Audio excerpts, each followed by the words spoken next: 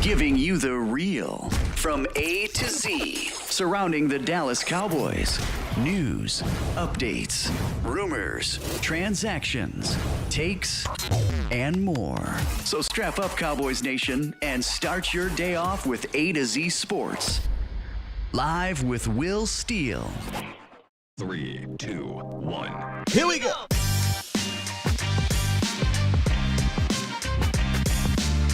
Oh, yeah.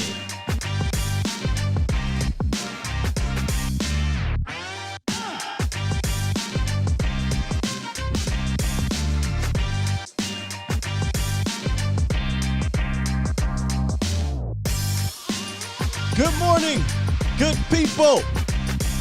Welcome to A to Z Sports Live. I am your host, Will Skywalker Steele. Oh, yeah. It's Thursday, November 18th, 2021. Big game coming up.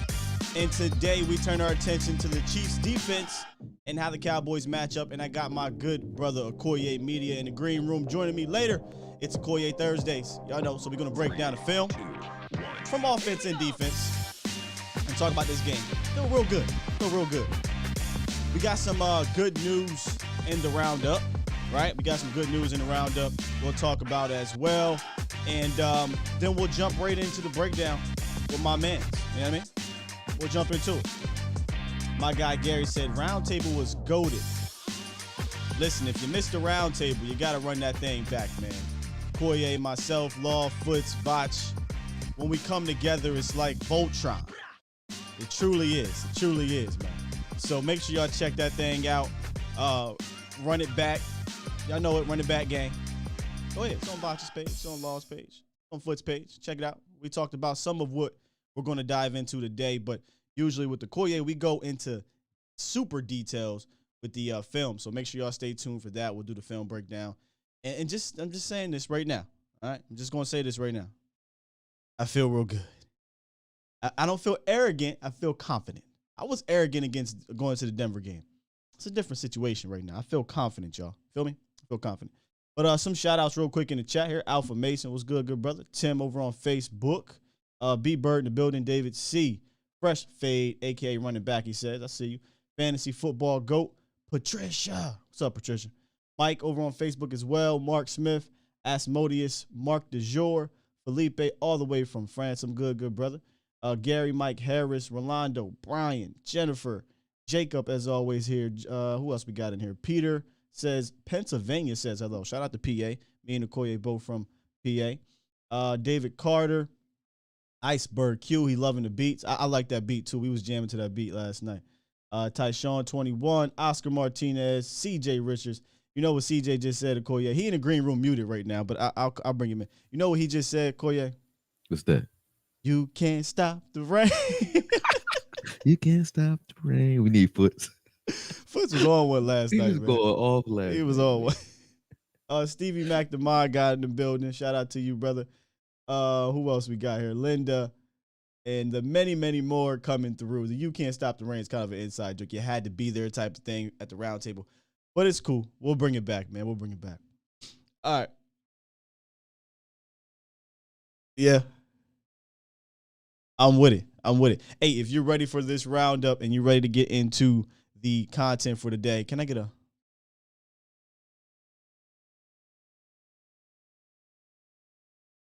Oh, they can't hear that.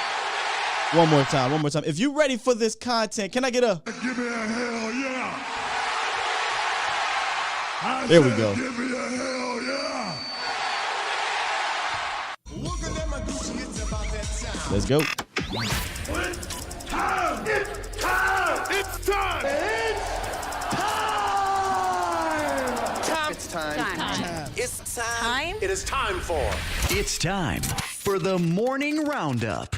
Round 'em up, boys. Yes, indeed. The morning roundup presented by Texas Family Fitness, a solution for your fitness goals. Whether it be weight loss, strengthening up, toning up, sports, or stress relief, our friends over at TFF have everything you need from state-of-the-art equipment, group classes, experienced professional certified trainers, and they're running a Black Friday special this week, all the way, actually this month, all the way to November 30th, $0 down when you enroll for the Black Friday special. So make sure y'all check out TexasFamilyFitness.com or visit any of the 9 locations in the DFW area. Like I said, man, we got some good news yesterday in the injury report, guys. Tyron Smith was limited for the first time since injuring his ankle, was that 2 or 3 weeks ago? And it's some positive information and vibes coming out from Mike McCarthy. He sounded more positive about his potential to play. So did Stephen Jones. So did Jerry. But we'll monitor his health as we move forward. But that could be a big deal heading into this week. And we'll break down their defense. They got a couple guys that can give you some fits in that front seven. But getting Tyron back would help eliminate that. Also, in the injury report, it was a full participant for everyone else. Zeke was full, Coop was full, Lamb, and Cedric Wilson. So you can tell they're gearing up for a big game this week. None of that, we're going to take it easy. It's a veteran rest day. Nah, they're gearing up for a playoff atmosphere, potential Super Bowl matchup. I don't know. I'm just saying they're gearing up for it. I want me some glory help. That's not one I was trying to hit. That's the one I want. Dak Prescott, y'all. He won FedEx Air Player of the Week for the second time this season. And y'all let me know if I'm wrong here. Is he quietly having an MVP season? Quietly having an MVP season. 20 touchdown passes, 4th in the NFL in yards, in passes, I'm sorry. Only 5 interceptions. 2nd in the league in completion percentage. 1st in quarterback rating with 110. He's 7-2, right? The team is 7-2 with Dak Prescott. Actually, 6-2 with Dak Prescott. I'm sorry. Playing for first place in the entire NFC. And if you look at the last month, you can't say, oh, well, the running game's been carrying him. No, it has not. The last month and a half or 5 games, the running game has not been what it was the first 4 or 5 games of the year. That's not a detriment. That's just, how do you want it? We can beat you any way you want it, right? So I think he is having an MVP season. But I don't think I want him to win MVP. Probably why? If I'm not mistaken, is Stevie Mack, maybe Professor O in the building, or hell, maybe Akoye knows. I don't think an MVP of the season. Oh, I'm lying. Patrick Mahomes. I think Patrick Mahomes is the only player to win MVP. Didn't he win it in that season? Or was it Lamar Jackson? I can't remember, but I know there's not a ton of MVP. Yeah. There's not a ton of MVP regular season MVPs that won the Super Bowl. I would rather him win a Super Bowl MVP. Y'all feel me? That's all I'm saying. And then finally, trying to look in the chat. So it looks like he won Super Bowl MVP. All right, so it didn't happen. Finally, Micah Parsons sounded off on Patrick Mahomes and Travis Kelce. This is what he had to say about Mahomes. His throwing power, his ability to throw no looks. I mean, this guy is a guy I like on Madden. So my first time playing him, I'm really excited to see what he does in person. He's a terrific player, future Hall of Famer. And he also talks about Travis Kelce. Per Brianna Dix, he says, big body. He's a Hall of Fame guy himself. His ability to create space. He knows the game in and out. He knows how to be deceptive in his routes. And he's a guy that you have to stay on top of. If you guys remember, I talked a little bit about that yesterday about Travis Kelce. He's a different mode than Kyle Pitts. Kelsey's going to lean on you. He's going to push and pull you. And he's more of a souped up Jason Witten in his prime. He He really is. He's not a guy that's going to blow past you. He's a guy that's going to beat you by boxing you out and routing you up 15 yards and under. So, Micah's got to be prepared for that. And in fact, let's bring my guy in here, man. Let's bring my guy in here and let's talk about this thing here, y'all. Ladies and gentlemen, Akoye Media. He's in the building. What up, Doug? What up, Doug? Appreciate it. What's going on, Appreciate good brother? Oh, man, it's all love, man. Had fun last night, man, but I appreciate Yes. you having me this morning, man, for sure. Hey, we both kind of trying to wake up and recover from last. You hear it? I hear it. Foots had me going, man. Listen, man, the round tables, if y'all don't know, it's usually about 3 shows. You got the show before the show, you have the actual show, and then you got post show. Yeah, So we really be crazy. on for like 3 hours, 3.5 hours. Yeah. It's crazy. With no liquor needed either. Post show, we don't need no wine, no nothing. It just be going, You man. just be I gone. missed it last night, though. I had to roll. I had people outside waiting an hour. Well, Foots had us in that thing for about an hour and a half. Love you, Foots, though. I love you, man. Yeah, He said some man. things. I ain't gonna put you on blast. We gonna talk about it. He Oh, gonna you get get me it. though if Mac Jones come out and ball this tonight. He gonna get me. Oh, yeah, he said something about Mac Jones? Yeah. I got to hear it. Yeah, he gonna I get got to me. hear it. I'm usually against Foots. Last night, Foots was on the money. I said, He was. damn, Foots, go ahead, Foots, put your foot down, boy. I Hey, seen. real quick, chat. Let me know in the chat box if you can hear Akoye and myself pretty good. Just give us a thumbs up, and we'll get to moving here. But Akoye, so I brought up Micah Parsons talking about Kelsey and Patrick Mahomes, and yesterday I went over their offense. You also went over their offense. What was it? A few days ago. Yeah. Kind of just today. briefly, man. Like I said, I feel confident right now, but kind of just briefly. Let's touch on their big 3, right? Kelsey, Mahomes, and Tyreek Hill. What's your kind of overall general thoughts on how to prepare or how to attack those guys? We talked about this a little bit before, you and I was like, the Cowboys have a unique defensive unit, which makes us what we are right now. Offensively, too, we can do this, but defensively, I think Dan Quinn and those guys can really go in and look at certain sub packages that work to slow down any offense on film. And we can mimic that because we have so many versatile players on our team. We kind of touch on that a lot. But with KC, and I think you might have spoke on this last night too, the fact that Mahomes is only in his 4th year. He's still learning. Yeah. And when you look at him pre-snap, he's still rather basic. A lot of the window dressing that you see, and I don't mean basic in a disrespectful way. I just mean he's not. Right. The scheme requires a lot of jet motion anyway. But whether or not he's moving guys around to kind of get them open pre-snap or put them in the right matchups, I can't say that that's all him with that. So what that leads to is when you see someone down in the box or down at the line, should I say, against Tyreek Hill, he generally, just like if he can get a quick release off, he's trying to put the ball behind that guy if you're playing trail technique. So I've seen that defensive can kind of dictate what type of offense they're running based off of how they align with Tyreek Hill. If you play off of them, they generally throw a little hitch routes and throw underneath and try to get him to use his agility and his yak skills to get by you. But I feel like if we take Anthony Brown and we throw Anthony Brown on him with some KZ over the top, you can kind of limit Tyreek Hill, because what I've seen in the Green Bay game, which you actually touched on too, where they played him pretty good. Yeah. And it was King. King's not the shiftiest guy. He's a lot like he's a Sherman type of build, but they put him on him. Yeah, or Diggs, Sherman, those the same length. But they played him off because King is one of their better tacklers in open space. So they would play him off and just allow him to come down and tackle the ball. And they just said from the beginning, we're not giving you anything deep with Tyreek Hill unless it's on a scramble drill. And then from there, they just zoned up and bracketed Kelsey very well. And I think we can do that along with the fact that we have 2 guys that you can assign to Kelsey on a regular basis. And that's Curse on early downs. I think that makes sense. And then on crucial downs, you got Diggs that you can throw in there. That's what I want to do, Akoye. I agree. I just don't want it to be Diggs being handcuffed to him the entire day, because I think Diggs is an instinctive player. So I feel like you kind of limit his game as well, sort of like you limit.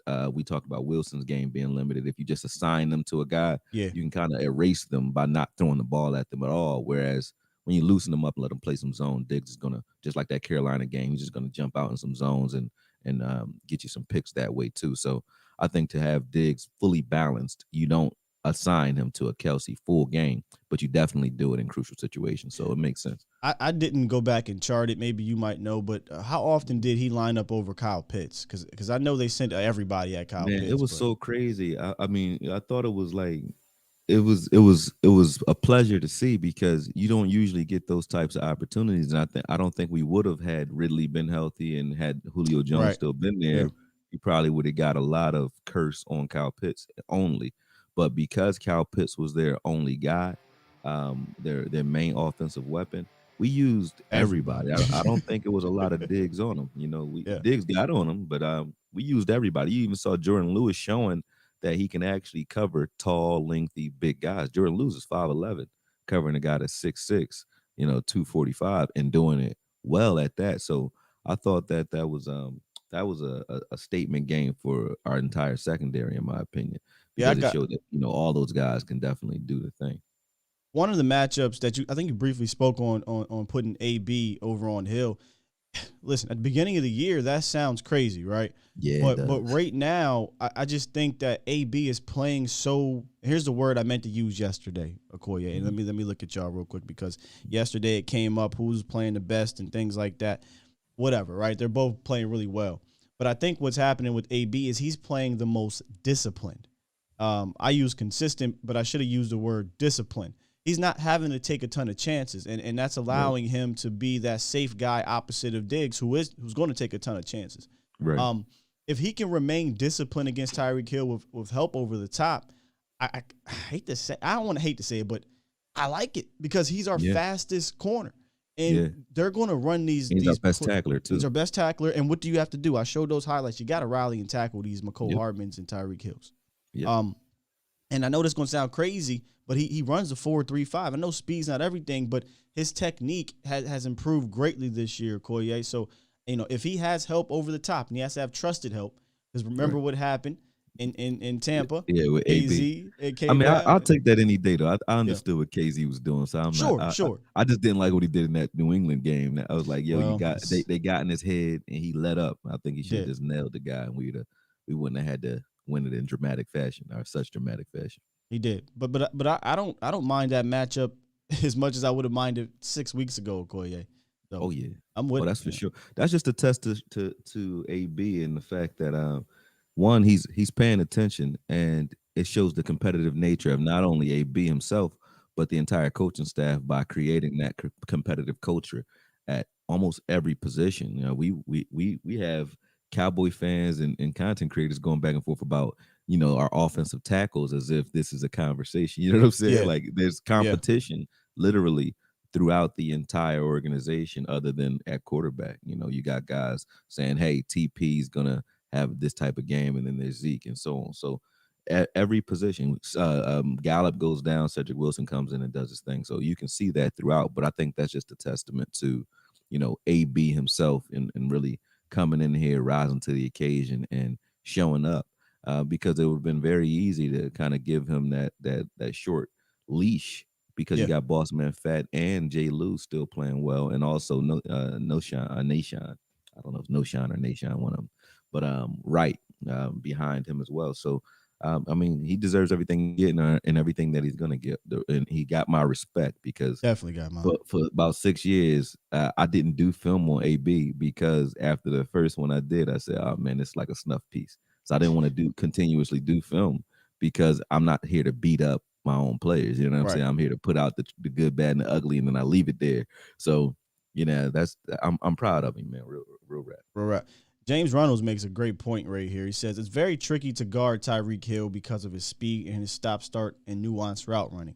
You got to have sound technique, poise, patience, and confidence through the progression of a route. That is exactly why, Akoye, I actually like AB on Hill, because he has exactly that this year, girl. He's been sound in his technique. He's been poised. He's been patient. And he's obviously been confident if you go and listen to what he's been saying on these behind-the-scenes takes or what have you, the sounds from the sideline. So I like when you look at what Tony, Kadarius Toney did to the entire team, the entire defense when he got the ball, especially when Diggs was guarding him. Yeah. Diggs is great, but Diggs, it's not the fact that he's not shifty. It's the fact that Diggs is going to look in the backfield. period. That's just the way he plays. He's going to look through his man and get his eyes on the quarterback at some point. And when you're dealing with guys who within a flash can, get in and out of breaks and kind of disappear on you, and if you're trying to jump something that isn't quite there, they can make you pay for it. And I would rather Diggs with a guy that,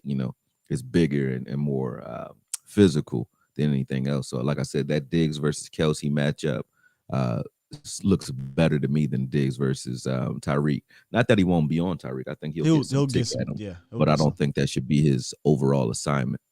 I dubbed this Kansas City offense jokingly the East-West Coast offense. You know how there's the West Coast offense, right? I call them the East-West Coast offense because they like to do a lot of stuff pre-snap, side to side, east to west to get open spaces and things like that.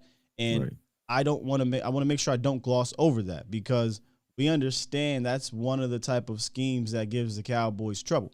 In past, exactly it has. Right, man. In Denver, Judy killed us with that a couple plays. So with all my, confidence, I had to say, okay, wait a minute. They do run a scheme that can give us trouble, but do you think that's something we're overlooking, or do you still think we still match? I think we match up skill wise, but the scheme is what kind of makes me a little bit worried. I think the last 2 weeks teams have tried that. Like the last 2 weeks, Denver got teams us. have tried. Yeah. Denver got us. But last 2 weeks teams have tried to go, east to west. And I think even in the Denver game, we stopped it twice successfully. I think Judy got off on us twice, and then we stopped him 2 times. One with Neal flashing down there, and I think Judy just lost his balance on that one. Or it might have been LVE doing it. But either or, we stopped those flat routes twice that I can think of. But they were giving us some trouble along with their those crossing routes. But you're going to see that when you're playing cover 1 and cover 3 anyway. So it's not about, anything new in regards to stopping it. I think they know how to stop. It's just, certain ways you attack cover 2 and it's going to be more successful than not, like up the seams, up the middle, and then certain ways you attack cover 3 and cover 1, and crossing routes and east to west works because of the fact that you have that single high safety that has to choose which hash he's going to, play over. So with that said, I don't think that there's anything we can do other than execute and respond in kind. And with Parsons playing without the green dot, I think he's been more instinctive. So hopefully he can be that sideline to sideline guy this week too. To be fair, the Denver Broncos did that to deliberately run. The Chiefs not going to do that. The Chiefs are going to do that to pass. They're doing that to get a ton of passes behind the line of scrimmage, a ton of quick tunnel screens, get the ball in Tyreek McCole Hardman's hands. No, that is their running game. That's their running game, That is their running game. So, you're right. Denver was trying to split us. They were going east-west to go north-south. Exactly. They were trying to split us in the middle of the field. KC will definitely be throwing to the flats. That's what they do. That's what the Eagles used to do, too, with Andy Reid. That's just Andy Reid's West Coast offense. That's how he runs it. Yeah, and Eric Bieniemy, I think, has helped elevate that offense from a West Coast to an East-West Coast, and they throw all these crazy weird tricks into it. But I like our match. A guy who can throw to the right while running left full speed, so he got a lot of stuff going on there. Dude, he's an alien, man. He's an alien. He might have found his confidence last week. He didn't have a ton of throws downfield. A lot of it was LOS and kind of a little bit beyond, but nonetheless, he's a guy you do not take lightly. You just can't. You got to play all the way through the whistle. Because one of the things he loves to do, and this is why I kind of like Michael on 3rd and long was going to get his ass, he'll drift, and he'll just drift, and then just launch it, all he's doing is waiting for Tyreek Hill to clear the zone. Figure something out. Yeah. That's all he's doing. So I would love to send Mike's ass on him, and be honest with you, Akoye, because you ain't going to have time to drift. Yeah, you can't drift 11 yards you got back. Somebody barreling down on you. Yeah. Facts. All right, man. Here's what we're going to do. That was kind of just a general roundabout about their offense. We're about to head on over to their defense side of the ball, ladies and gentlemen. So I'm going to set that up. Give me about, 30 seconds to set that up. And I have Akoye breaking down the defensive side of the ball. So before we do that, check out Game Day Live as we set that thing up.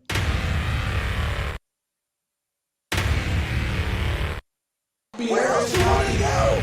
Nobody do it like us, bro. Oh my goodness.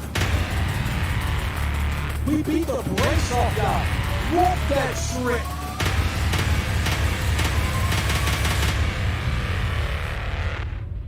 Game Day Live every game day.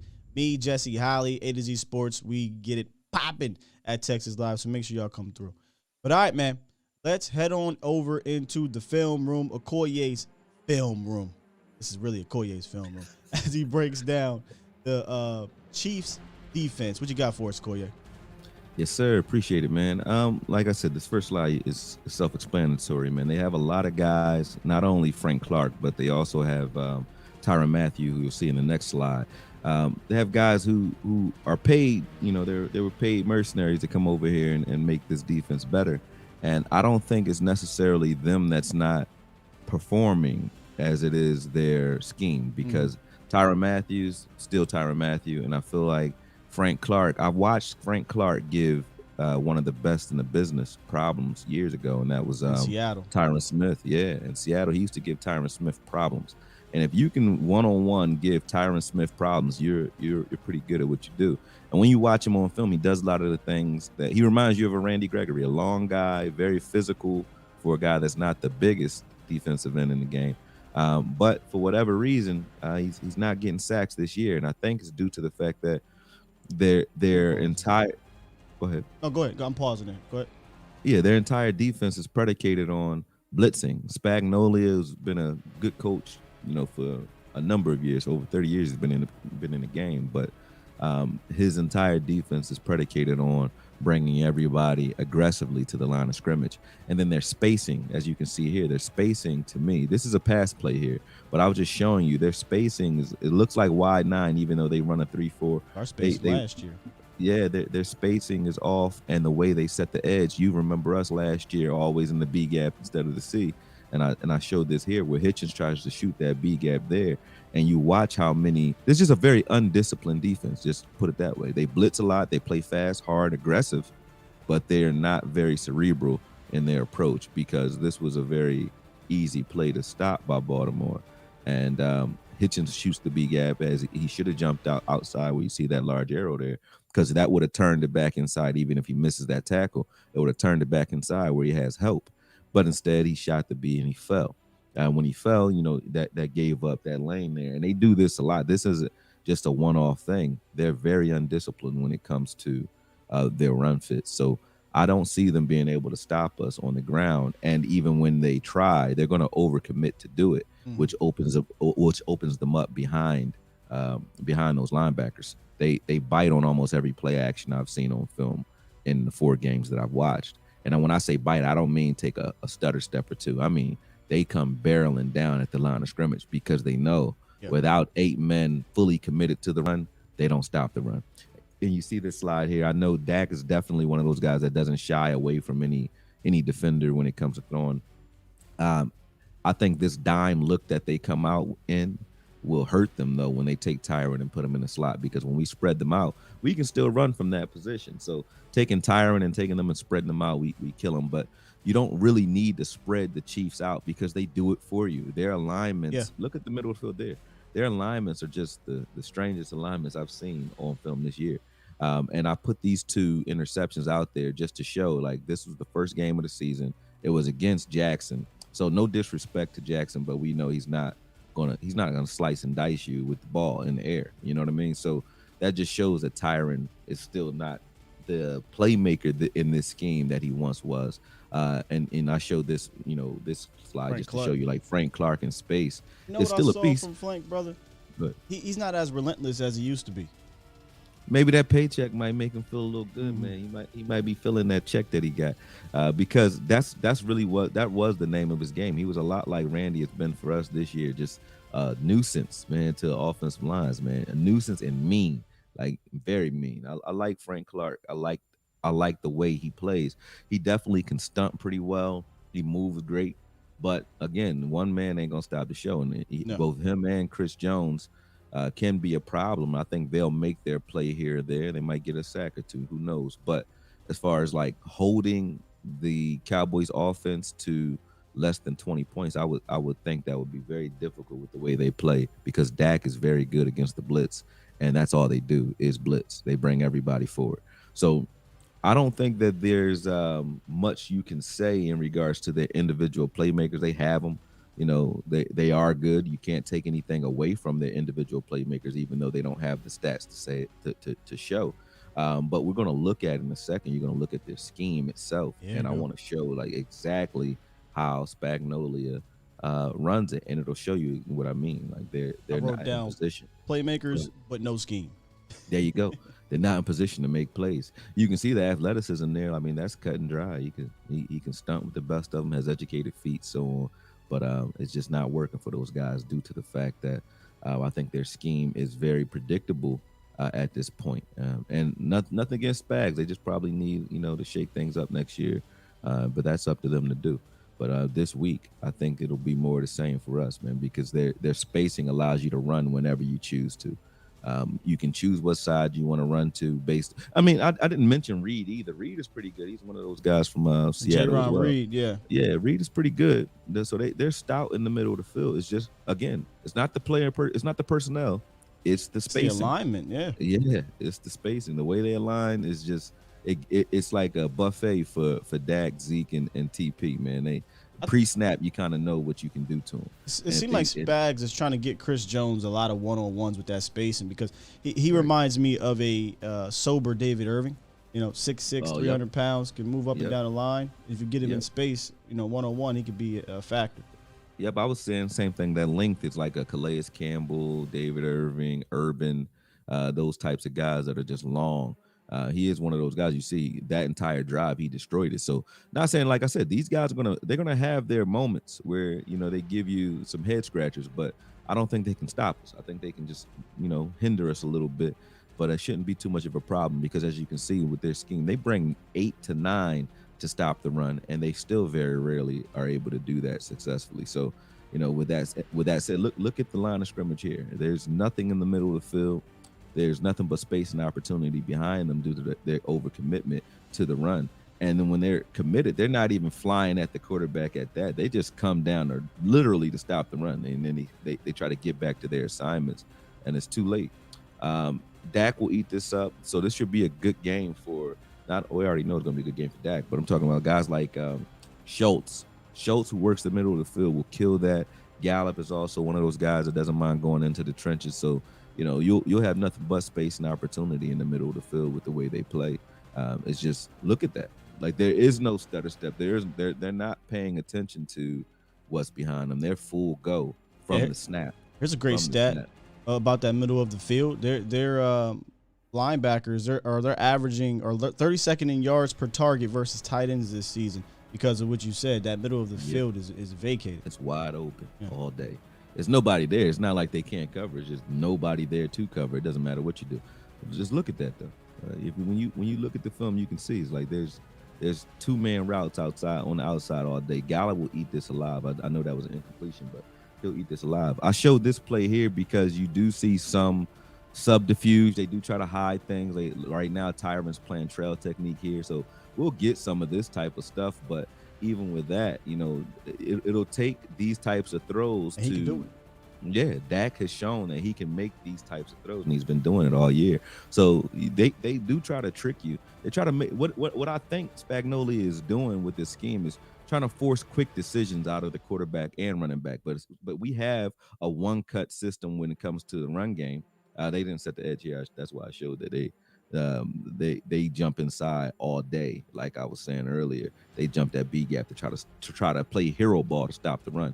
But what I think Spagnuolo is doing with that is trying to force quarterbacks to make quick decisions into a zone or into a unfavorable look, and it just doesn't work.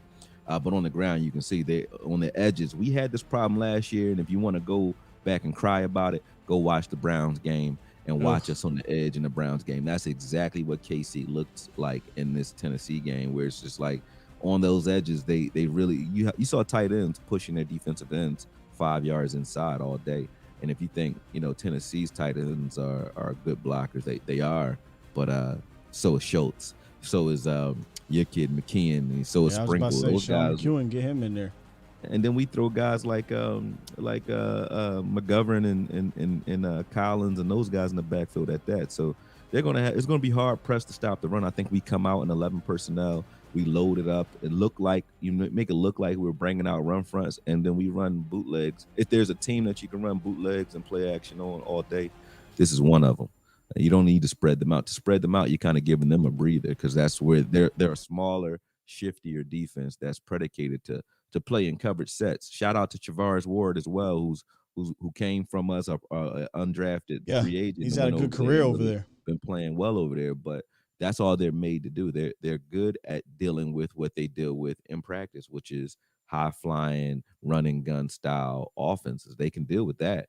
But when it comes to physicality on both sides of the ball, where the trenches in the trenches where it counts, they don't got it, man. On both sides of the ball. Soft. Yeah, but yeah, both sides of the ball. That's the film breakdown by Akoye Media, man. Appreciate you that. As always. If y'all want to check out that full breakdown of Akoye on his channel, that is up. So make sure you go check that out. As you can see it under their Akoye Media. Their defense, to me, is susceptible to anything you want.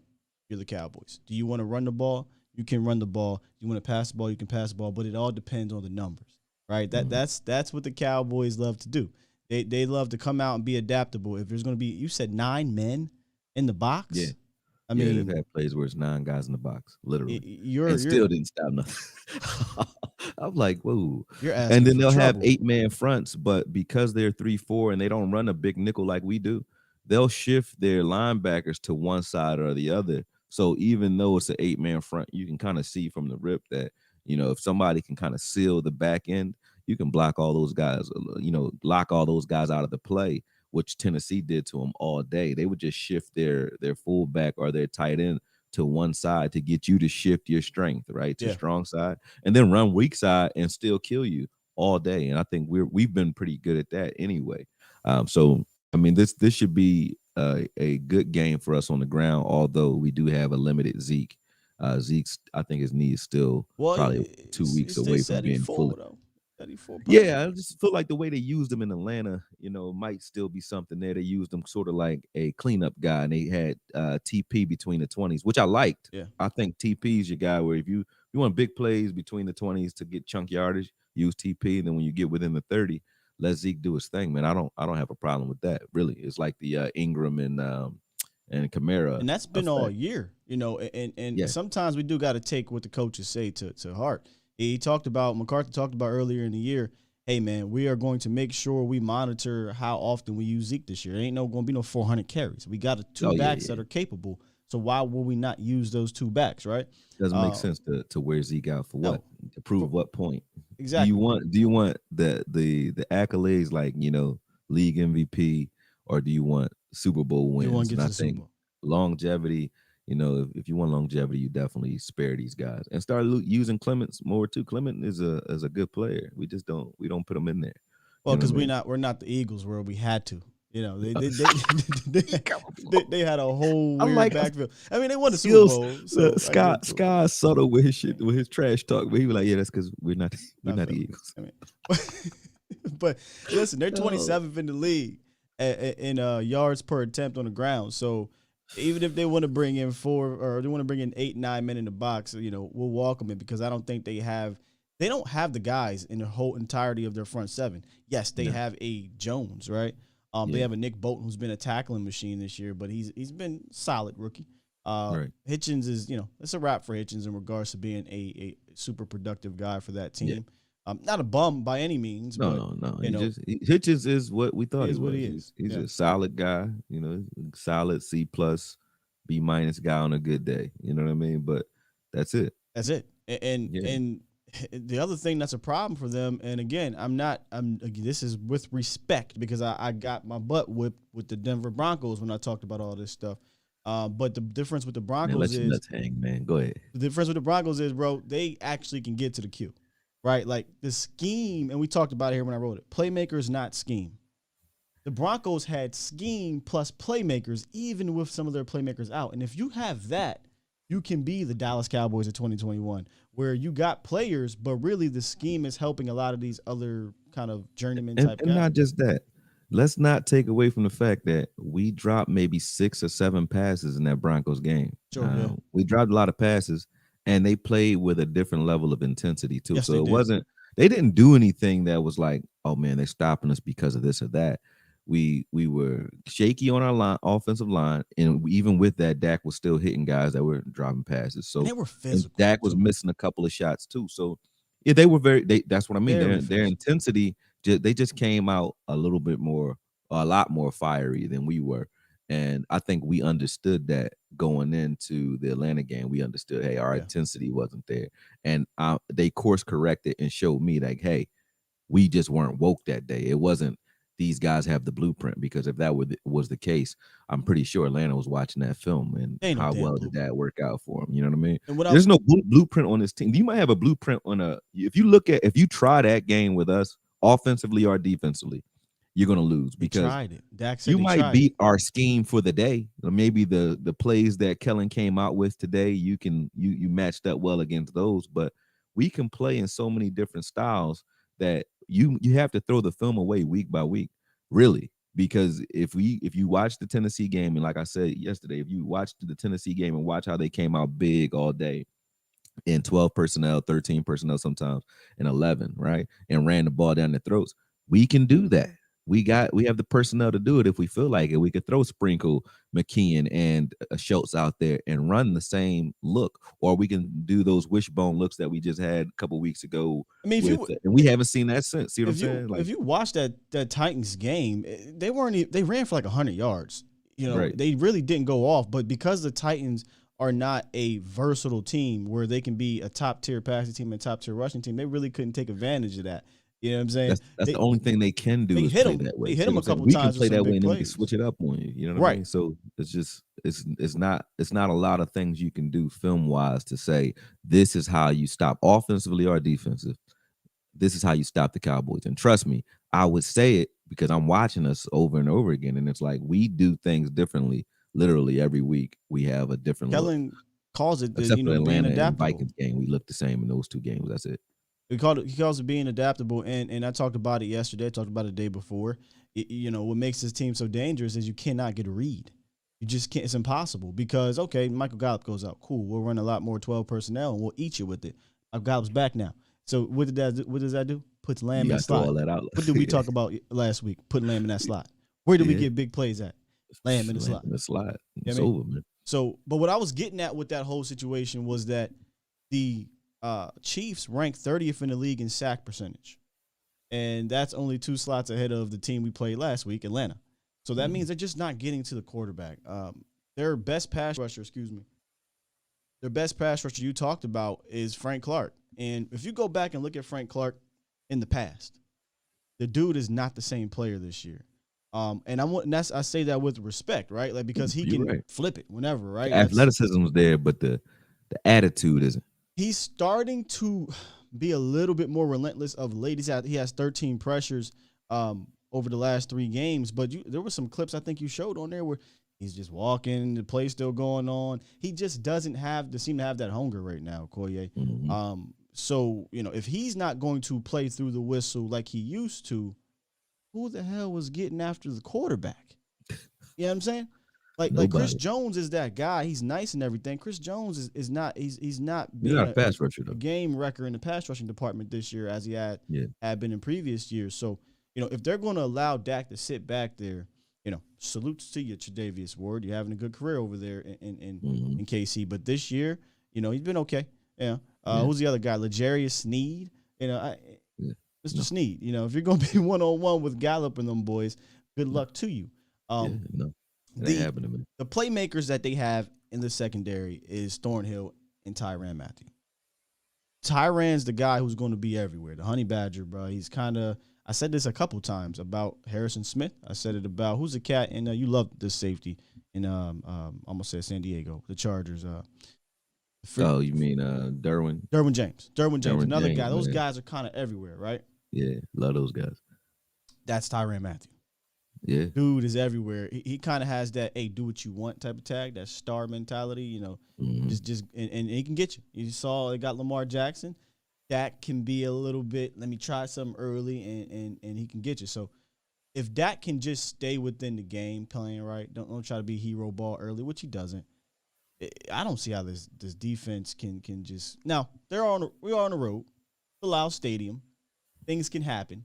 But if we're just looking at the film, I like Anything this can matchup. happen. I'm not. Yeah, anything can happen. But go ahead. Like I said, just letting them hang. It's on film. I can't see anything that they can do defensively, and they haven't done it in what they have played 10 games already. They haven't done it yet. I haven't seen anything they can do defensively that will give us a ton of trouble.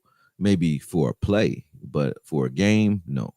They can make some, like I said, they're going to make some plays. Yeah. I don't think that Tyron's not going to flash. I don't think that Frank Clark is not going to get any pressures.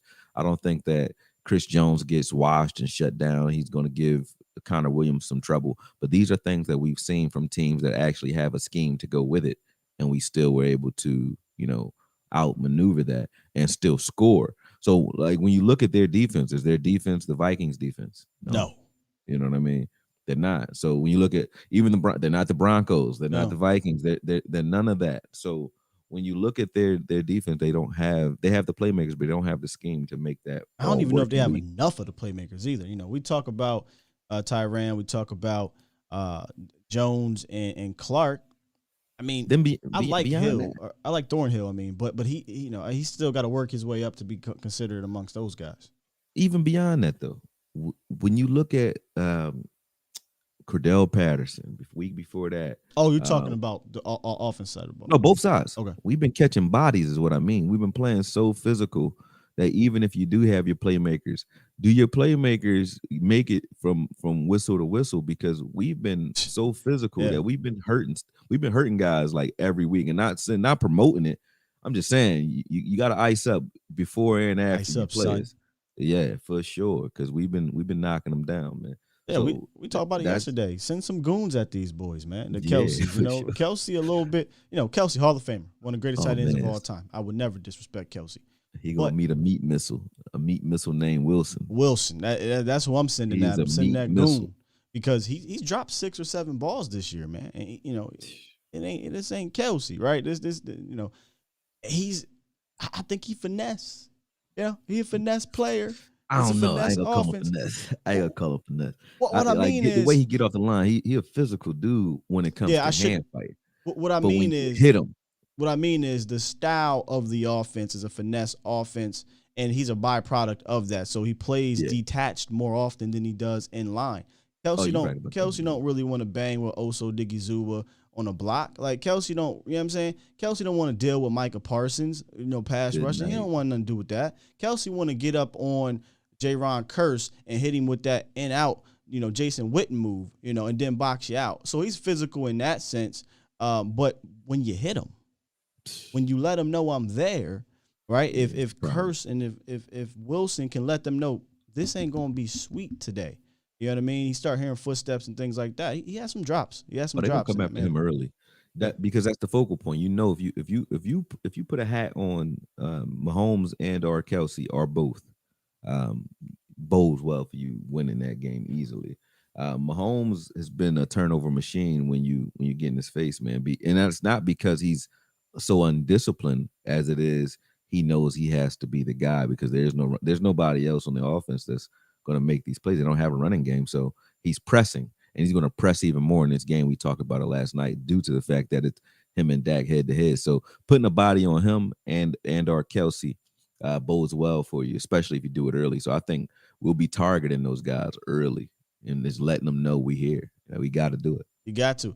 You talked about I talk about the patience of Patrick Mahomes. This is why I think I want to run a lot of cover too. Because maybe not all the time, but mix it up or what have you. Yeah. Because Mahomes, listen, bro, he definitely took his time last week. But if you can not only make him be patient within the scheme, but maybe Micah is getting him off a spot, he's going to try to make something happen. A lot of the times he does, because he's an alien. But if you got 7 guys in pass defense, right? And Mike is blitzing on the third down or what have you, or just coming off the edge, Mahomes not throwing it away. Mahomes is going to try to find a way to throw it in the middle of the field, throw it up to Kel or throw it up to Hill or what have you. So you're going to have opportunities, man. So the Cowboys defense. Yeah, this is a game where I don't think you blitz. You do a lot of stunting. You bring 3s and 4s at them, and you keep everybody back, to rally to the football because they're not going to run down your throat.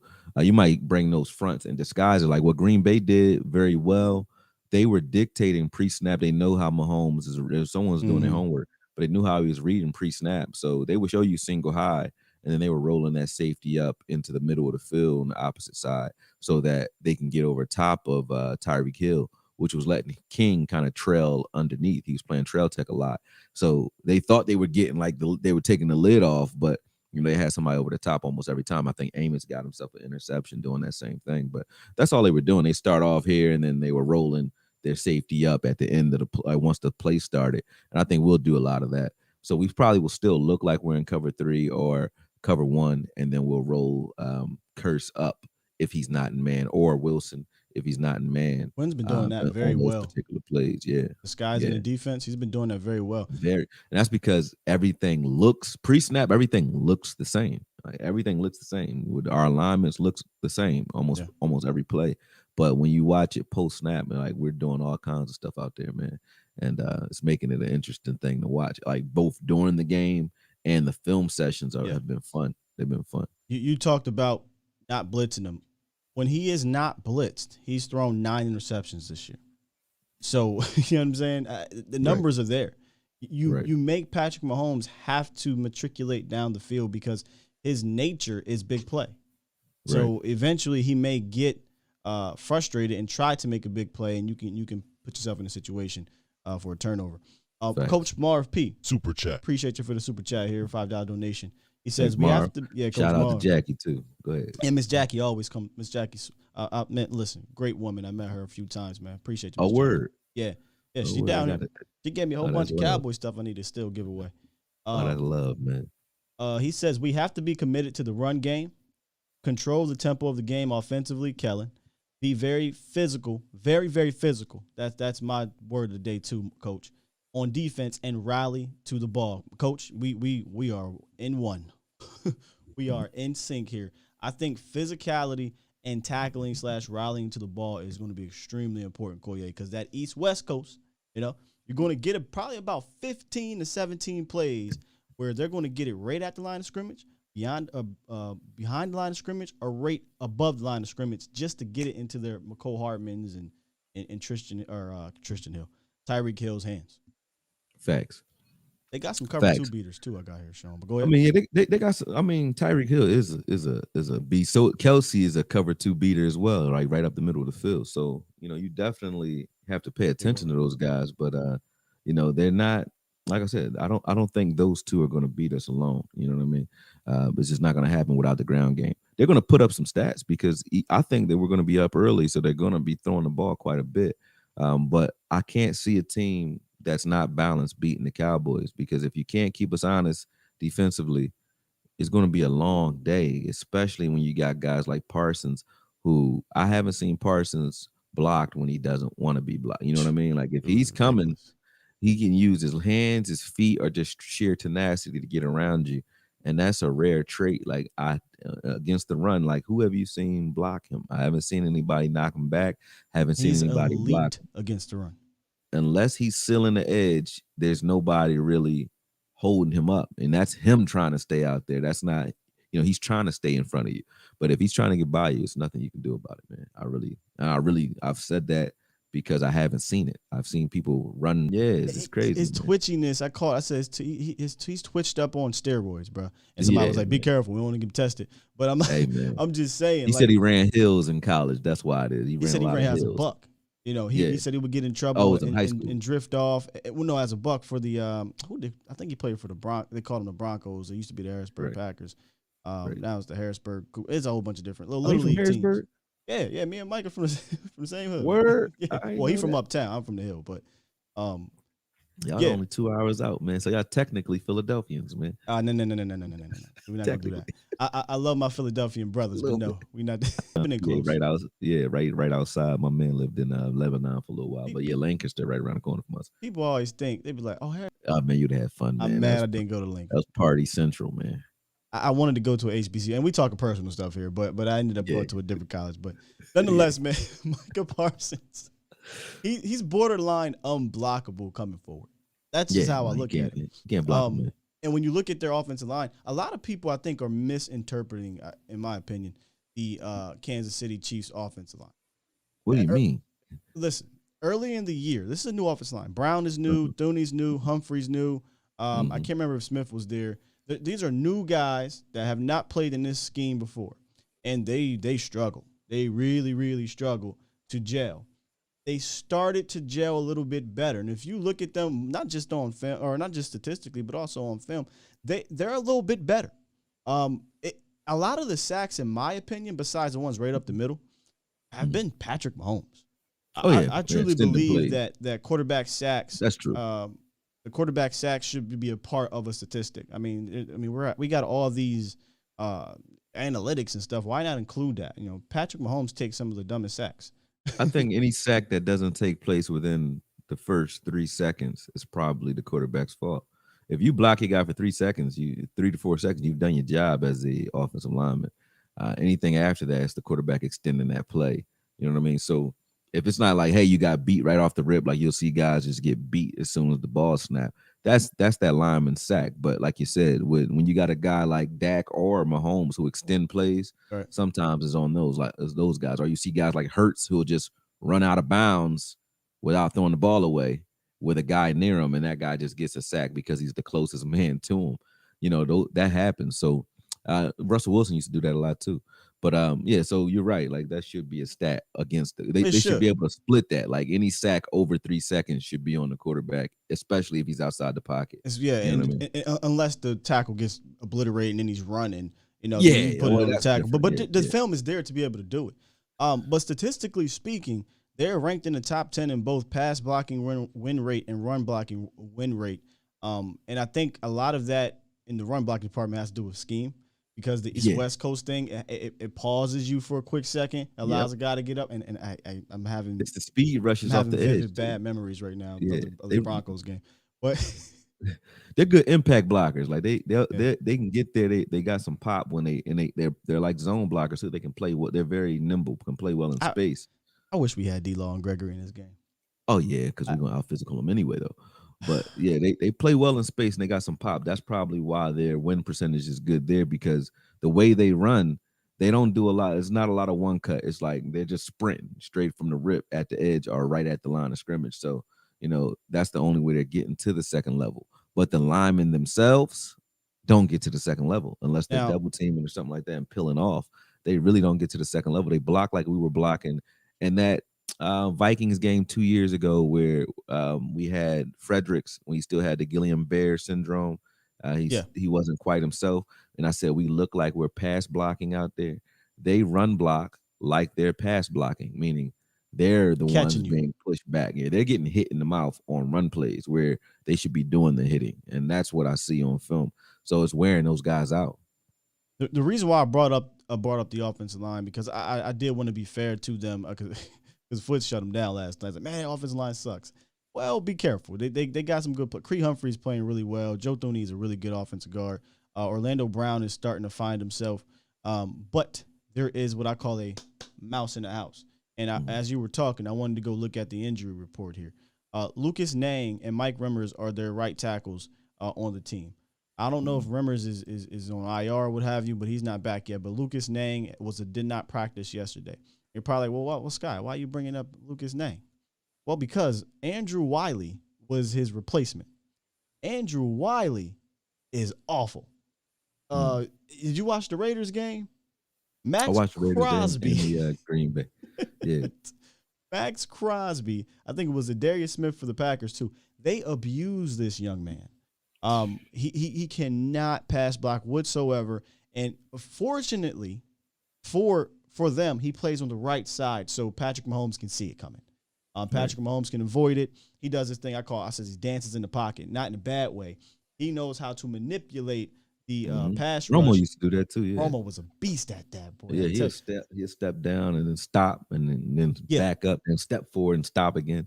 He was a beast at that. It was like poetry in motion. Poetry in motion. So the reason why I bring that up, Akoye, is because if this cat Andrew Wiley goes out there again, I got a feeling that Aiden Durde and Coach Quinn are going to scheme up some things to that right side to push Mahomes to his left. Oh, you mean some number 11 over there? There we I mean, go. What do you mean? There we go. It's not that complicated. That's the scheme. Listen, Let's scheme this up. Listen. Hey, you stand over there. That's the scheme. Listen, That's it. Hey, Michael Parsons stand over there. he's been absolutely obliterating backup tackles. Yep. Just eating them up for dinner. We got a couple donations here real quick. First of all, shout out to Miss Sadiqa. She extended her Pro Bowl membership. Thank you. She says, Skywalker and Akoye, great roundtable last night. Now, don't forget to talk offense for Sleep Man Foots. Y'all gonna kill Foots, man. Foots was awake. Do a lot, man. He be doing a lot, man. Foots is like, when Foots gets sleepy, he's like a drunk man. Yeah, he start going. You're gonna have a classic night, y'all. That's my guy. One day, well, we can never do that. I was about to say one day we gotta like film the overtime and put it out, but we could never do that. Yeah, it had to be like a membership type thing, and we gotta cut it up just in case. Cause yeah, you gotta definitely have to cut it up. We got a couple more donations. Super chat. Also from LD Williams, he says, Akoye talked about the bad fits on defense for Kansas City. Would it surprise you to see blitz coming from everywhere on Sunday, trying to slow down Dak and crew down? That wouldn't surprise Not at me. all. That's what exactly what they're gonna do. Spagnolia does. Yeah. You know, Parcells said it one time, and if you look up 2006, I think it was 2006's Hard Knocks. He was talking to all his quarterbacks. I think it was Chad Henne and those guys, Quincy Carter and those guys. I think. I'm not sure. I don't remember. But he was talking to him. He said, it's going to come a time where you guys are going to love it when they blitz you. And I think we're at that point now where it's like, yeah, the blitz might get there a couple times. You're gonna miss some things, and Dak might, get dinged every once in a while on those blitzes. But for the most part, I trust Dak versus the blitz any day, especially with Zeke out there. Yeah. I mean, numbers are numbers, but I mean, I don't even pay attention to the stats. I just look at the eye test. I'm like, when you coming at him, that's when he eat. So it is what it is. I mean, like, please blitz us. He literally said it after Denver, bro. He was so please come out with that scheme again. You caught us on an off day, and you even heard, I think it was Cooper and Lamb on the sideline just joking around like, yo, they think we hurt like last week. They think we hurt. Because I hate to use excuses because it sounded like an excuse, but Lamb and Cooper's like, yeah, we definitely were not nearly who 100%. We were because we were hurt. We were hurt. So yeah, come out if you want, man. It wouldn't shock us at all. LD, that's Steve Spagnuolo's scheme. He's an aggressive guy. I talked about can teams change overnight? I don't think so. You only got 3 or 4 days of game plan against a team. Atlanta tried it. Atlanta tried to come out and run that blueprint. And Dak Prescott said, they tried us early. We got them out of it quickly. So they're going to be who they are. They're 20th in the league in points allowed, 24 points per game. They're awful on third down, and they are awful in the red zone. So if you get down there in the red zone, they convert. You can convert 70% of the time, which is 26 in the league. So you got a chance. And the way we've been playing lately in the red zone is better anyway with Zeke. 5 for 5 last pounding the ball, man. I'm loving that. I love it too. Super chat. Tom Downey's burner account, $2 donation. He says, Parson went to Central Dolphin and John Harris, #717. Yes, sir, 717, stand up. He went to CD. I don't like to talk too much about CD situation because if you don't know Akoye, there was some bull crap that happened at CD with Michael Parsons. And I went to Central Dolphin East. Never was a fan of how things operated over at CD. A very entitled school. I had a lot of friends that went to CD. But it's also a lot of some bad things that came out of there. So, word. Yeah, so he went to John Harris. Think it was the best thing to happen. That's Philly all day for you. Yeah, it was some bull crap that went down over there. But blessing in disguise. I believe it was a blessing in disguise. He went to John Harris, continued to be a beast that he was, took them to new heights, and now that school I think is back on the map on the football. Couple more, Miss Sadiqa. Super chat. She says, yes, Lincoln was party central along with Cheney, where I attended. But like I said, great round table last night. Yeah, so we all PSAC fam here. We PSAC, man. Pennsylvania State Education School. I went to Edinburgh. There you go. I got my PhD. I got my public high school diploma in Philadelphia. You know what I'm saying? Bach. I should have went to public high school Lincoln, diploma. I should have went to Lincoln. You should have went to Lincoln, man. Lincoln was a good school. I learned a lot from Lincoln, man. For real. I'm sitting here because of Lincoln. Sure. Yeah, I wouldn't be here either. It's funny, domino effects happen in life, right? Like if I didn't go where I went, I don't even know if I'm here. Super chat. Joe Quinn Isom, just a $10 donation. Appreciate you for that donation. Thank you very much. Edwin says, what's up, Will? The truth still and Akoye Saginaw, Michigan is in the house. Appreciate you, man. Roundtable was fire. The sleepy foots, just too funny. Hey, love you, brothers. Keep up the great work. Thank you. Thanks. Thank you. Appreciate that. Appreciate that, man. All right, man. Listen, any other thoughts y'all got in the chat, drop it down here. Maybe hashtag it. We'll get to them if we can here. But we're going to go ahead and head out if you guys don't have anything else. One of these times, Akoye, we're going to have to open up the phone. You have to get some of this phone line love over here. Oh man, let's get it, man. I love that. It's a whole different ball game when you open up them phone lines over here, man. Oh yeah, I love that, man. So I used to do it on my Zoom. I would just bring people on Zoom and that. let them talk, man. I like that, man. I remember that. Yeah, we'll try to figure it out because again, we're not the 4-letter networks, the 3-letter networks, so we finesse a lot of things over here. But we'll figure it out. My man Tom Downey said he's a Lower Dolphin grad and PSU grad, PA education system. Lower Dolphin, we used to love playing y'all in basketball. I tell you that, Mr. Tom Downey. Lower Dolphin was right there next to the Hershey, so it was a little bit different sports wise out there. But yeah, we love that. What else we got here? All right, man. Any final thoughts? Oh, here's my guy B Bird with the donation. Let me get to that real quick. Super chat. B Bird says underrated coaching decision from last week. Receiving the ball first after winning the coin toss. Yeah. I mean, listen, scoring early and getting up for us is just major. Man, that's what it is. I think Vach talked about that last night. Yeah, for sure. We got to put up points early because the way our defense is designed, like we want to pin our ears back and come for you. Not that we can't play balance though, but I like giving our defense that nod and that offense the confidence boost of knowing like, look, man, we letting you know early what we intend to do. We intend to shove the ball down your throat and make this a very long game.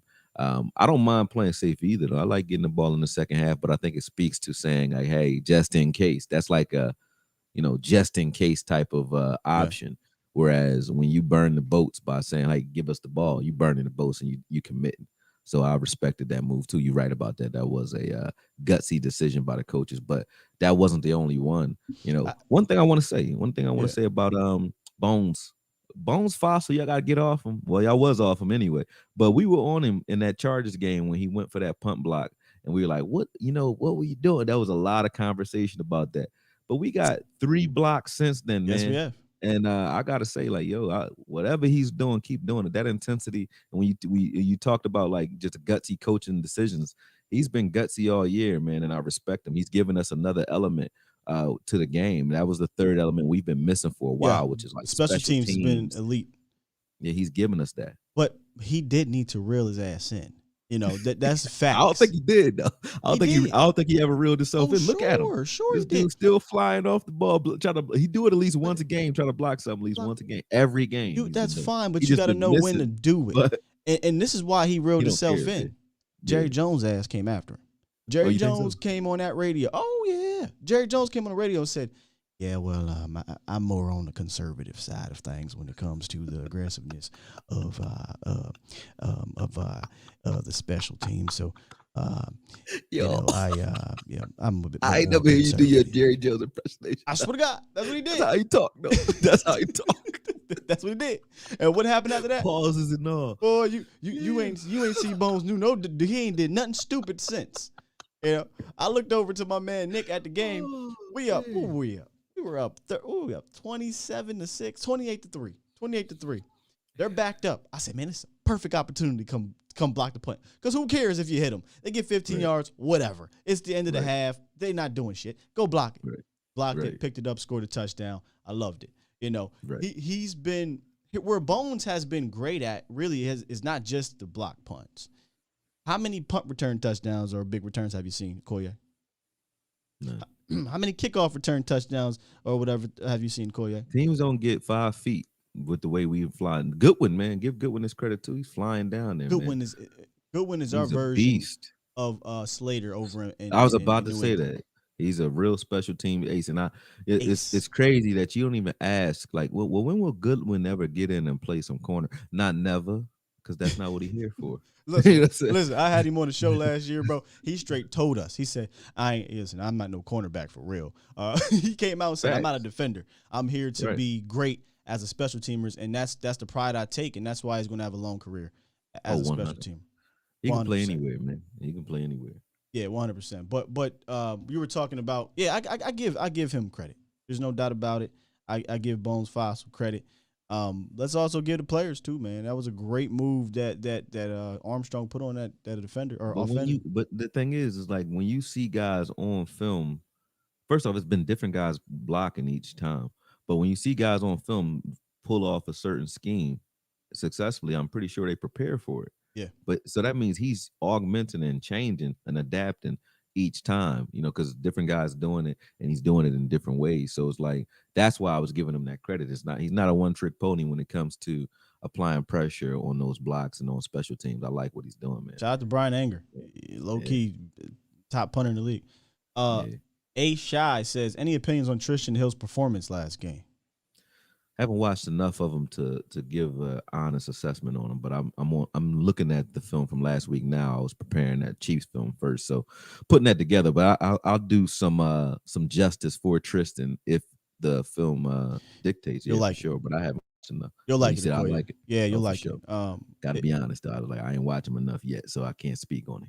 If you want, you can go watch. I think it was Vach had a few plays he showed of Tristan Hill. Tristan looked like he's picking up where he left off. Last year he showed a lot of that quickness that we were looking for coming out, that he was known for off the snap, and that relentlessness. We saw Tristan with his relentlessness last year against the Seattle Seahawks. Who else? I think it was the Falcons, another game. And if he can get his feet up under him, he's going to be a welcome addition. I would, if I gave it a grade, I would definitely give it a B. First game back, he didn't play just 2 snaps. He was out there a good bit. And his talent, that what he's known for, it flashed. So Good. I'm excited for Tristan to get Good up for on him, him. man. Yeah, I was mad when he got hurt last year because he was coming Yeah. on strong, and I think that was static too. He was doing a lot of taking on double teams, trying to hold up blocks last year, and I think Quinn is going to just ask him to get out there, get upfield, and do what you do best, especially in those big nickel looks where we're not asking him to be the anchor. We have true one techs here now. You know what I mean? We're not asking you to try to anchor in the run. Just get there and use those legs and that lower body strength to disrupt, sort of like we use Osa to do as well. So Yeah. I'm happy to have him, man. Happy he's in there. Jacob got the numbers: 12 snaps, 3 tackles, and 1 pressure. That's listen. That's lovely. That is efficient. Yeah, very. You know what I'm saying? That's efficient. I like it. Shout out to my guy Jay Tuck in the building. I see you, brother. Cowboys fans only. Make sure y'all check out all his content too. James wants me to do a midterm grade. That's a whole show, James. I appreciate you, good brother, but that's a whole show. You can do that at the end. Gerald says Skywalker Steel. That's better than Jeff Kavanaugh's Jerry Jones impression. Jazzy Jeff says That Will, was got that on impression point. on I ain't gonna hold you, man. Nah, I was you cracking gotta up. I hear was like, yo, I never heard him do this, Joe. I was like, damn, that sound like Jerry for real. I like, you watched that one for real. I was like, damn. No, you gotta He hear said, Jeff. I'm more conservative, but it start pausing That's what like he do. Jerry He hit paused. you Or with when Jerry trying not to slap you too bad in the public, he give you all those pauses. I'm He like, do. damn, look at him. Because he's thinking. That was dope. Unless you the radio guy, then he gonna get your damn act together. He'll say Right. some stuff like that to you if you on the radio. He don't Now, give a you damn. know I own one. He own 105.3 The Fan. You better chill out on that station. Yeah, we were talking about that yesterday. CJ says, "Do you think we'll have more time in the pocket the most of the year? Do you think we'll have more time in the pocket the most of the year with the confidence the O-line has now?" So this game, absolutely. We talked about they don't really have a pass rush, Nah. and you might get Tyron Smith back. Hell yeah. And then I know picking up the blitz is like that's their They're calling really card good at that. anyway. Yeah, but we know that our opportunities are going to come when we pick up the blitz in this game because they don't have anything back there when they're blitzing like that. They bring everybody. They bring some teams are going to bring 5 consistently. You just don't know where the 5th guy's coming from. They bring 6 all the time. So it's going to be a game, man. Like I think we're going to have time. And I don't think we're going to need that time though, because Dak is good at recognizing the open man pretty quick, and he's going to have nothing but space and opportunity to see that because they're come not on going to be with it. playing back. Yeah, he Come ain't going to need that on much with it, time. Please. What I don't want them to do, and I see this, and I talk about this a lot in the drive of the games, I absolutely cannot stand when Kellen Moore elects to put Zeke out wide, right? And now you got a blitz package, You're not going to Zeke, so you can kind of ignore him. They never throw the ball to him, and that puts you in a bad situation. They did that against who was it at They home? do it a lot. They They do go it a 5 lot. wide every once in a while. But they do it in the red zone. I hate it. Yeah. Oh, it was against the Vikings, and then we got that holding penalty because Cooper Rush was holding on to the ball. Nobody got open. They tried to do it in the 10-yard line. It's like, what are you doing? No. What's the other time they do it? They did it. They did it against Atlanta, and it got them. They had Zeke. Now follow me, y'all. You might remember this play. Was it the fourth play of the game, third play of the game? Oh, you Dak good. almost threw that Your interception. memory is vicious. Go ahead. Well, that's only because I broke down that entire game. I mean, I you know. I be seeing some of these plays too, but I'm just like, damn. He like, it was a rainy night. It was a stormy night 3 summers ago. Yeah. I had just had a coffee. You know what I'm saying? Just Like, break down all of these. Yeah, nah. So listen, they had Zeke out there. Yo. They had Coop, well not Coop, Gallup. Then they had twins to the right. They motioned Zeke, and instead of motioning Zeke in to be a blitz pick-upper, they motioned Zeke. He runs past Dak. So Deion Jones says, okay, I'm just going to come. He comes to get Dak. There's nobody there to pick up the blitz. Dak goes to his hot read, which is Michael Gallup on a slant. The safety is sitting on that, just waiting for him to go. And you remember the play? He just missed the interception, unless you didn't watch the game. But you know what I'm talking about at the beginning of the game. I know what you're talking about. That's the one. And I hate that, right? Like, what are we doing? Why are we getting cute with a Zeke, bro? Just keep him in the block, right? Or throw him the ball if that's what you want to do. There's only 2 things. Just I don't get like cute when it with comes to Kellen, Spagnuolo. man. I gotta give Kellen his credit, but the 5 wide I never liked it, and the reverses when we get to the 30. I don't mind reverses, just not every time. He hasn't done that this year pretty much at all though. But for a time, for like 2 years straight, whenever we got to the 30 or almost were like edging their red zone, he would do these reverse plays. It would be a reverse motion or a jet motion of some sort almost every time. He just would put different. It would be maybe a different application. Maybe we hand the ball off this time, maybe we throw out of it, but it was always a jet sweep, and it was like so predictable. I just didn't think it was necessary in his repertoire. But this year, I give credit to Kellen. Kellen's been phenomenal, but he's still doing the 5 wide. I need him to stop that. Chill with that in the red zone, bro. Especially when you got a guy like Zeke who really is a bona fide blocker, man. Like he really is. So he in his bag. If you're not throwing him the ball, leave him next to Dak. He loved protecting Dak for some reason, man. Leave him in there. They put Connor McGovern out there in that second play of the game out wide. I love it. He in his bag, but you're right, man. There's sometimes you do some things when you get down to that red zone. You don't need to be cute when it comes to those double reverses and stuff like that. I need to be cute, bro. You got 2 phenomenal running backs and Dak Prescott, who I know this might be taboo to say, but I miss the RPO. I miss it, man. I do miss it in the red zone. I do. I don't because I don't want to. I looked at Dak when he ran in. He ran in for a touchdown, I think, last Atlanta. week. Yeah. I was like, don't do that no more, man. Sit your ass down. Sit your ass down. You gotta treat Dak like new money. It was deadly in the red zone, though. I feel you. Just don't do it. Treat yourself like Peyton Manning. Peyton Manning would never try that. Never. John Elway all day. Peyton Manning would never try that because Peyton Manning knows he's like, I'm the house's money, and you don't play with the house's money. I'm standing Sit your ass down, I'm standing man. 10 toes down on this court. No more RPO for Dak, please. No, none. No, I need please, it. no. I need it back in my life because it is a great equalizer in the red zone. You have to account for Dak Prescott running. You do. You still do. You can make, you can fake it till you make it. He don't ever run Yeah. off of it. Like it's Don't run off of it. That's all I mean. I'm not I don't even care if you crashing show it. it. Just don't ever Cam Newton that no more. Don't do it. Stop. K. Hayes said Dak said he need to let them know he's still that dude. They didn't like that. Stephen Jones came on there and said at the end of the day, he didn't like that. He didn't like that. He ain't like it either, did he? No. Stephen Yeah, Jones said I exactly. don't want to see him do that at all. Ever again. But that's his leave that game, alone. fam. What are we doing? Nope. Not after what happened last year, man. We need that. We need Dak in there, man. For sure. David Carter said, Mr. Steele, is our offensive line the biggest in the league thus far? I don't know if he means biggest or best. Might be biggest though. We might be the heaviest. I don't know. Connor Williams takes that down dramatically. So How it was like 305? I thought he got If up to that. 320, but they got him listed sub 300. I don't think he is. I don't think that's 300 right, anymore. bro. Because he got up He to was three. when He he got up to drafted. He was 315. 290, but he definitely not sub 300 no more. Is it the He thick best now. line? I would say no. No. Who's better? I would have to go around looking the league. Here's why I say no. Yeah, I gotta look too. Tyler, That's why I'm really asking. I wasn't like challenging. I'm asking. You don't know. This is why I'm saying no, not because of what's We around. got 7 good linemen. I could say that. Well, you so know what? That's saying something. You know what? What? Maybe that's why they are the best then. Because how many teams got 7 guys they can legitimately throw out there? Even though I know y'all want to kick Connor Williams off the boat. I don't. Not anymore. Not you, but I'm just mean I was part of it at one point. I was a Tyler Biadasz guy. I'm like, let's get McGovern in there.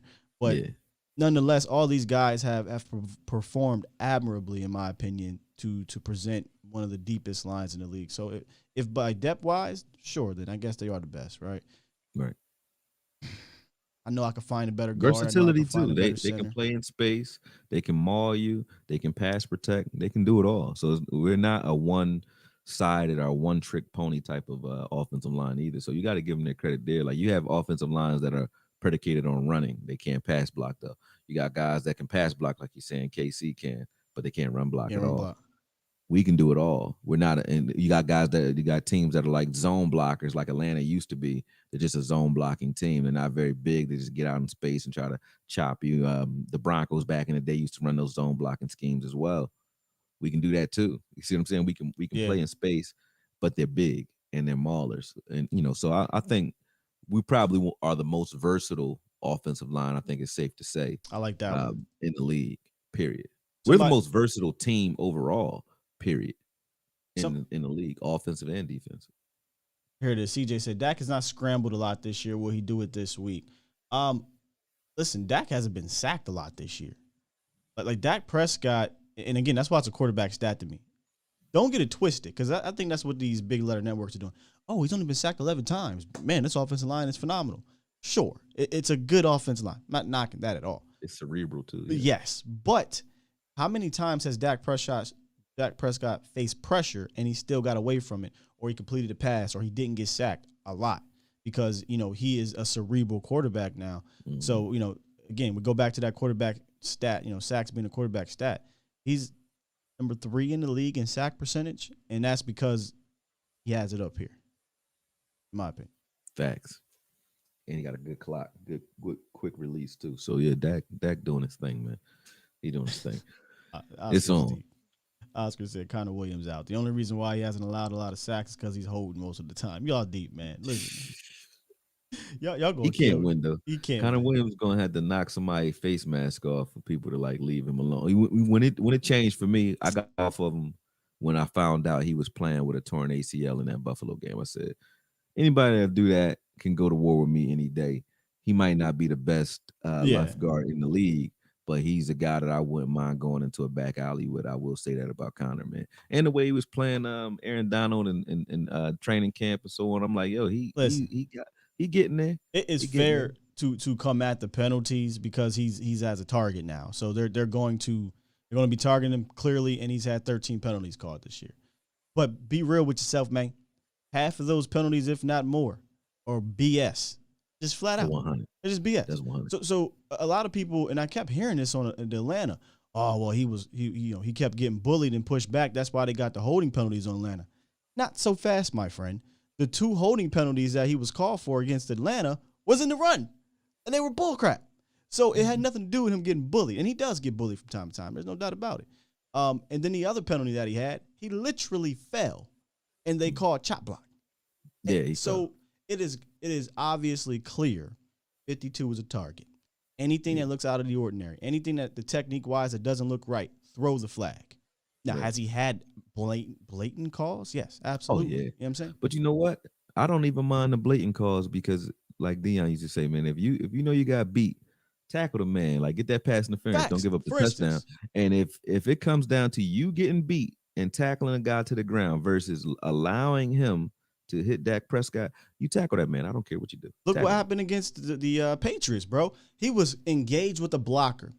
I'm not sure what happened on the right side of the field, but a stunt happened or whatever, and he saw a clear up the middle coming at Dak Prescott. While he's engaged, he grabs my man and says, not today, and that allowed Dak Prescott to get the ball off. Sure, bad penalty, it was a holding, but it could have been worse. It could have been sack, fumble. It could have been Dak getting hurt. Up, bro. Right. Yeah. So I'm not, again, that's another one that I'm not mad at. Protect the bag. Dak is the bag. Protect the bag at all costs. So you're right, man. But I tell you what, he got about 2 games because the fire is lit up under his butt. when you got the head honcho, Jerry Jones, Stephen Jones, and Coach McCarthy coming out in the media saying, we know about the penalties, you better figure something out, bro. They all came out and spoke on it this week, Akoye.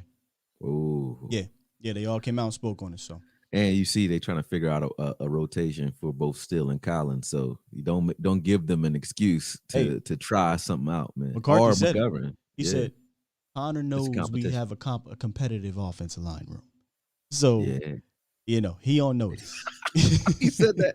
Yes. I got to go watch these interviews right now. The interviews, low-key, be kind of lit. It's old, man. Ever since I've been doing this full time, I have to watch them, and I'm like, oh, there's some little nuggets.